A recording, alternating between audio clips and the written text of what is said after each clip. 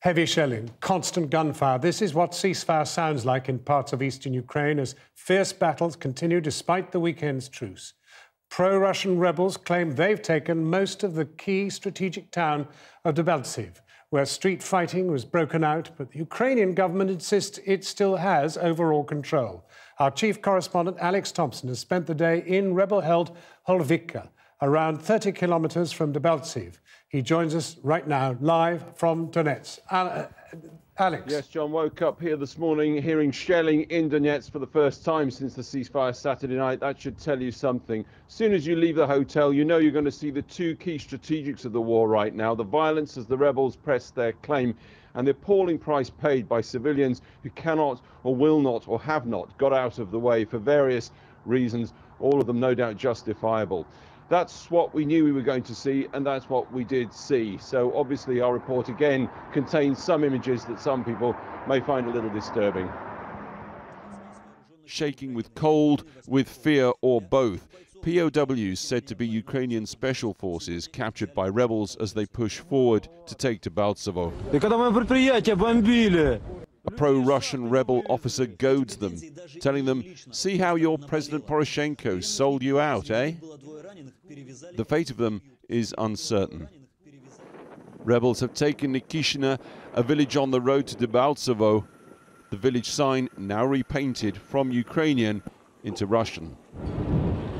Across no man's land around Debaltsevo, these Ukrainian soldiers are now openly admitting that they are breaking the ceasefire, but of course blaming the pro-Russian rebel forces for that.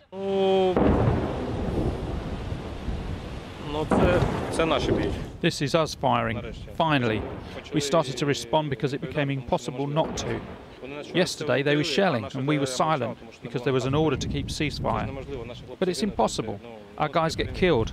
That's some ceasefire for you. On this side of the lines again, so much of what is fought for so bitterly is obliterated in the process. And those who did not leave or could not leave pay the price. Late today, the rebels claimed to hold 80% of Debaltsevo, but nobody can verify that claim. Journalists cannot get there any more than the European peace monitors, turned away yet again by rebels. In Horlivka, 12 miles from Debaltsevo, the grim hospital number 2, and some of the tens of thousands of civilians caught up in this war. Yuri Koryagin is, at 28, a high flyer, managing director of a heating company. Until 13 days ago, he was hit by a shell. It was the 4th of February and I was finishing work, just 200 meters out of the door. Suddenly I didn't understand anything. I saw myself lying on the pavement with my legs torn off, loads of blood and huge pain. I was lucky because I was on the phone to my mum. She heard it all and I cried out, "Mum, help me." That saved me. People ran out, but they didn't help or call an ambulance. They pulled the phone out of my hand and stole it. His sister, understandably perhaps, is incensed.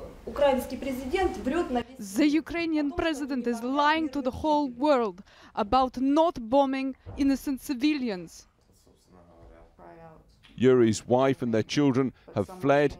The picture from a friend's son reads simply, "Get well soon, I pray for you."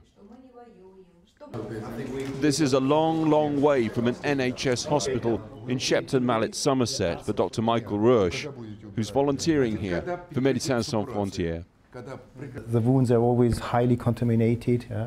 The wound basically a high velocity, a high energy trauma. It is not the NHS. Half the medical staff have fled. The other half have been paid once in 6 months. Of 7 operating theatres, only 1 functions in the basement, out of shelling range. It was a very new experience to deal with war-wounded victims. Normal civilians, mainly walking on the street or just waiting for the bus, get shelled and lose their limbs. That's the next overwhelming experience. I've never seen so many amputated patients in my whole life. The doctor wanted to tell us something else. He said in this situation aftercare is critical, and aftercare here doesn't exist. Because of that, Yuri's prospects may yet be bleak. The sound of broken glass. Yuri's case is just one, and it's a symbol, if you like, of the way in which civilian areas have been hit by shelling in a random and pitiless fashion in this war for months. But I'm outside a different place now. This is a building which has also been hit by shells. It is a children's clinic. That's about as far away from anyone's idea of a military target as it's possible to get in this world. Of course, both sides use civilian buildings for cover, but there are so many cases again and again where the shelling is civilian, random and bloody. Before we left, we saw one other building that had also been shelled in Horlivka. Yes, the cathedral. Ceasefire or no ceasefire, so goes the war here.